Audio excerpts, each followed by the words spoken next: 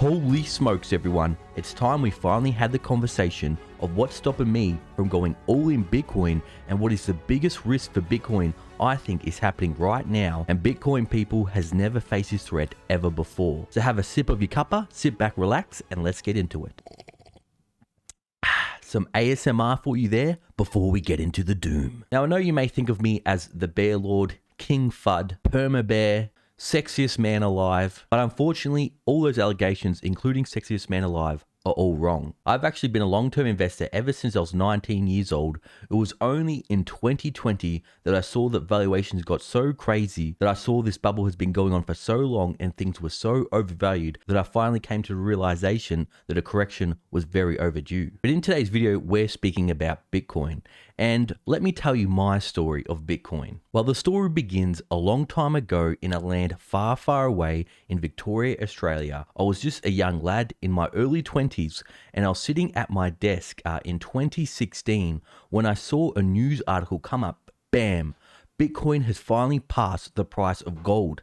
And I thought, Bitcoin? I've kind of seen it here and there, but what is this Bitcoin and why is it booming so much? I then did some research and I found it was this cryptocurrency, this digital coin or digital token that was decentralized, that could become the currency of the future, that could overtake the US dollar. I also saw that its price had gone from a penny all the way up to $1,700. And what really got me interested was, how much money can I make? I started to learn a little bit how Bitcoin worked with the 4-year cycles, with the halving events, where every 4 years the reward that Bitcoin miners gets dropped in half, and that causes simple supply and demand economics, where lower supply, more demand makes the price go up. Also at the time, I was losing faith in the banking system, and I guess you could say the system overall, and Bitcoin offered a solution. But I didn't do anything for about a month. I just kept on doing research and looking at it, and then eventually Bitcoin went up to the price of around $3,000. And so I officially started investing. I brought my first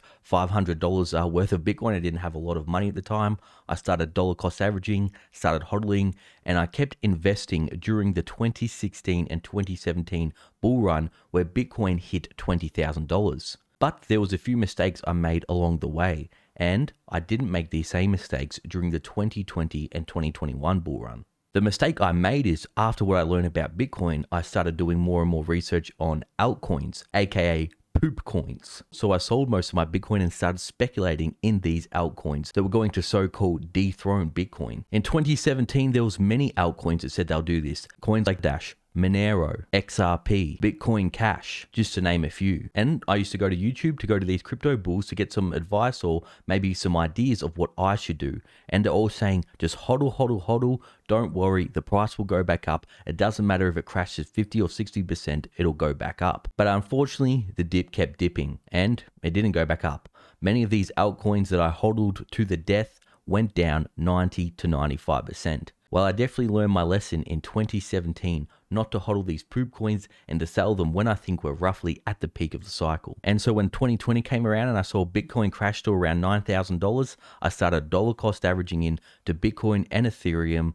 And to cut the long story short, then I was able to dollar cost average out mid 2021. I did not time the peak perfectly, but I definitely got a good chunk and I definitely got close to the peak. And now that it's looking pretty obvious that this Bitcoin bull run is over and we're now in a bear market, the question you want to know is, when should we start buying again? And the question I'm asking myself and doing the research on is, when should I start buying in? Now, the cryptocurrency and Bitcoin, it is a very new asset, but something investors have seen is something called the 4-year cycle. That is where roughly 18 to 24 months leading up to the halving event and after the halving event, Bitcoin has a bull run. And then roughly 18 to 24 months after that halving event, it enters in a bear market. Now, remember people, these are just averages. It's not going to be the same every cycle. But what we saw during the last cycle is Bitcoin hit a peak at the end of 2017, and then it started to crash in 2018. And what are we seeing now? It peaked at the end of 2021, and during 2022, we're now starting to see the market crash, just like the 4-year cycle has predicted. And again, I'm not a full-time cryptocurrency investor,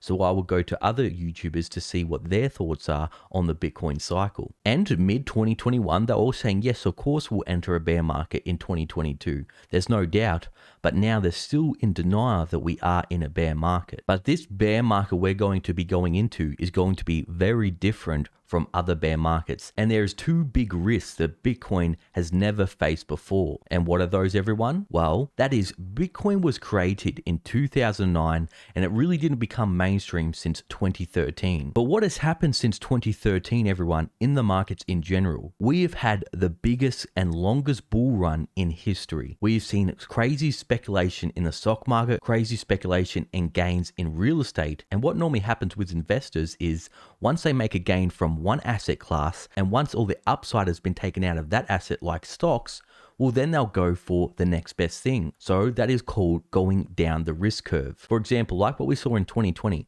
people made huge amounts of gains in the stock market. Then they went into Bitcoin. They made huge amounts of gains in Bitcoin. Then they went into altcoins. They made big gains in altcoins. Then they went into NFTs. They made big gains then. Then they started to speculate in the metaverse. But now what we're starting to see in the macro picture of the investment cycle is people going from risk on to risk off. We're seeing people flood into safe haven assets like gold. Gold has gone from around 1800 to 1900 over the past week or two. And also recently, bonds, the 10-year US Treasury yield has been falling as people have been piling in to the 10-year US Treasury with these risks with Russia and Ukraine. So the first big risk Bitcoin has never faced is a global recession and a global financial crisis that causes a prolonged downturn. Now in 2020, we did have a recession, but it was not a very natural recession. It was a recession because they shut the global economy down, then they printed heaps of money, and there was a V-shaped recovery. So, of course, this made investors very confident where every dip came along, they would just buy it up because they knew or thought that the markets would recover within a week or within a month. But what happens if we enter in a prolonged recession where the markets don't recover for a year or 2 years or 3 years or even a decade? Bitcoin has never faced this environment before, so that's something that gives me a lot of uncertainty of how Bitcoin will perform in this environment. We've seen how stocks perform in this environment. We've seen how real estate has performed in this environment.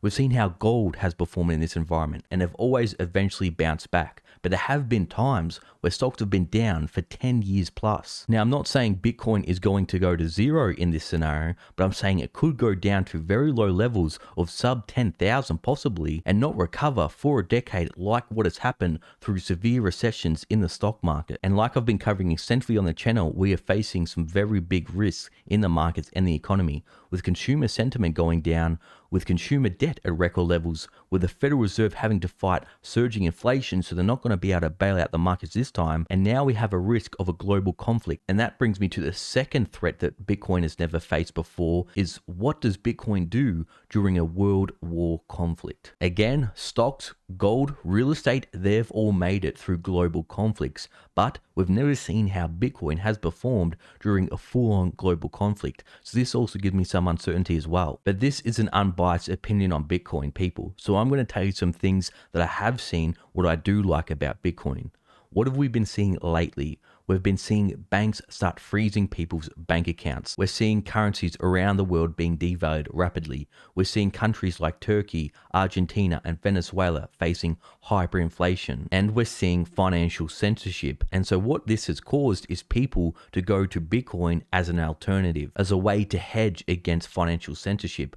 What we're seeing in Canada is people have started to use peer-to-peer Bitcoin transfers with their private wallets, OTC, over the counter, sending Bitcoin to each other, and that way they don't have to rely on banks that can freeze their assets. I like the idea of Bitcoin, how it's trying to be decentralized and how it is deflationary, and people just can't print more and more Bitcoin like what the central banks are doing with fiat currencies. And I generally really do hope Bitcoin and cryptocurrency does prevail and does provide an alternative to the banking system. But unfortunately, there still is a lot of scams that is going on with cryptocurrency right now, with what I see, what influencers are doing with NFTs. So we still do have a long way to go. So what we have to do and what I have to do is weigh up the risk of the pros and cons and make a decision of what I think is a good price range to start dollar cost averaging in. And people, like I've been talking about on the channel, I've continued to say I've got a price range of 25 to 20,000 where I personally feel I'll have a margin of safety,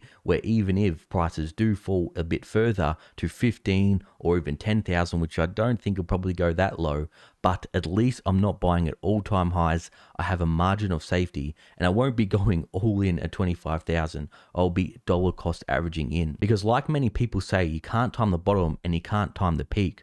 But people, what you can do is get a good range. There's a lot of people that debate, should you go all in gold? Should you go all in Bitcoin, silver, stocks, etc.? People, why can't you just have a bit of everything? We're seeing right now stocks are falling, but gold is holding up.